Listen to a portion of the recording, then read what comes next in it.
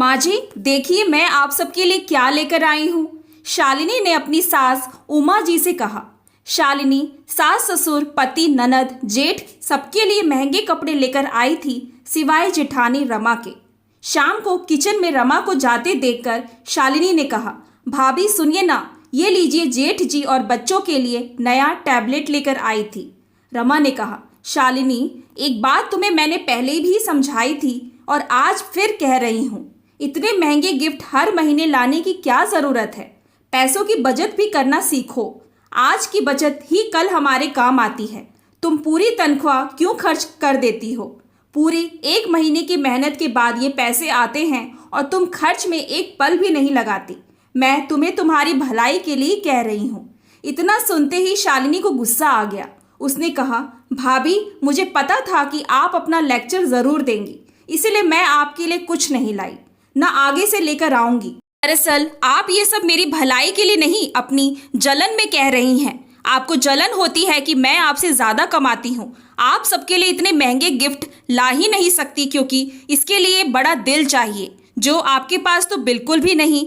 आप एक middle class कंजूस औरत हैं। इतना सुन के रमा की आंखों में आंसू आ गए। वो अपने कमरे में जाने लगी तभी उमा जी ने कहा, रुको रमा, शालिनी बड़ों से बात करने का ये तरीका तुम्हें सिखाया गया है। रमा ने तुम्हारी भलाई के लिए तुम्हें बचत करने के लिए कहा और तुम उसको जलन और कंजूसी का नाम दे रही हो। आज एक बात मेरी तुम ध्यान से सुन लो, तुम्हारे ये महंगे गिफ्ट या कोई और चीज़ मेरी बहू रमा की जगह नहीं ले सकता। और हाँ, अपनी इस बात के लिए तुमको एक दिन पछतावा ज़रूर होगा। शालिनी वहाँ से पैर पटकते हुए गुस्से में अपने कमरे में चली गई। शालिनी ने अपने पति अमन को ये बात बताई। कहा, अमन बुरा मत मानना, लेकिन मैं चाहे कितनी भी कोशिश कर लूं, लेकिन भाभी की जगह कभी नहीं ले सकती क्योंकि मैंने लव मैरिज की और जेठानी जी माँ जी की पसंद की हुई बहू हैं। इसीलिए माँ जी भाभी को ज़्यादा प्यार करती हैं और वहाँ हुई पूरी बात बताई। तब अमन ने कहा, शालिनी आज एक बार फिर मैं भी तुमको समझा रहा हूँ कि तुम जितना गलत भाभी को समझती हो वो उतनी ही समझदार और सुलझी हुई हैं। तुमसे वो कभी जलन रख ही नहीं सकती क्योंकि उन्होंने ही पूरे घर को हमारी शादी के लिए राजी किया था। देखो अमन, तुम भी नहीं समझ रहे, मैं कोई छोटे मोटे घर की बेटी नहीं। मुझे पैसों की कोई कमी नहीं। मैं अपनी शौक के लिए ही नौकरी करती हूँ, वरना मैं जो चाहूँ वो मेरे पापा मुझे तुरंत दिला दे। पापा का इतना बड़ा बिजनेस है, मैं क्यों बचत की चिंता करूँ? अगले दिन रविवार को शालिनी दोस्तों के साथ घूमने जा रही थी। तभी उसकी नज़र हॉल में बैठी जेठानी पर गई। उसने गुस्से से अपना पर्स उठाया और फ़ोन हॉल के टेबल पर ही भूल गई। रमा ने आवाज़ देनी चाही तो उमा जी ने रोक लिया। कहा, जाने दो, वैसे भी एक फ़ोन है उसके पास, अभी आवाज़ दोगी तो बेकार में नाराज़गी झेलनी पड़ेगी। रमा ने हम करते हुए जैसे ही फ़ोन रखा, देखा तो शालिनी के फ़ोन पर उसके भाई का फ़ोन आ रहा था। रमा ने फ़ोन उठाकर बोलना चाहा कि तभी उसने बिना आवाज़ सुने रोते हुए बताया कि दीदी जल्दी अस्पताल आ जाओ, पापा को अस्पताल लेकर जा रहे हैं। कहते हुए फ़ोन रख दिया। रमा के साथ पूरा परिवार अस्पताल पहुंचा। वहां जाकर पता चला कि उनके पार्टनर ने उन्हें धोखा दे दिया और धोखे से सब कुछ अपने नाम कर लिया। शालिनी का भाई उमेश मुंह पर हाथ रखकर बेंच पर बैठा रो रहा था। तभी रमा ने उसके सिर पर हाथ रखते हुए कहा, उमेश क्या बात है, अपनी बड़ी बहन को नहीं बताओगे? उमेश आश्चर्य से रमा को देखने लगा। सारी बात बताई कि अभी पैसे जमा नहीं किए तो डॉक्टर इलाज नहीं करेंगे। मुझे और माँ को पापा ने पैसों की कभी डिटेल नहीं बताई।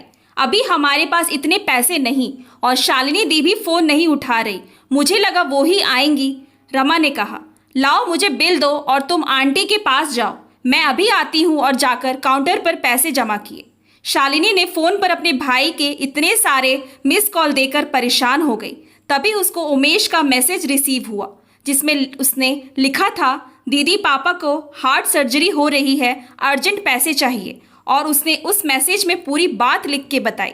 शालिनी भागती हुई अस्पताल पहुंची। तब तक ऑपरेशन हो चुका था।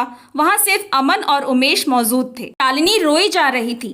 तब अमन ने कहा, शालिनी घर चलो, अभी पापा को आईसीयू में रखा है, अब कल सुबह ही मिलना हो पाएगा। शालिनी ने अमन से कहा, अमन मुझे उमेश से 1 मिनट कुछ बात करनी है।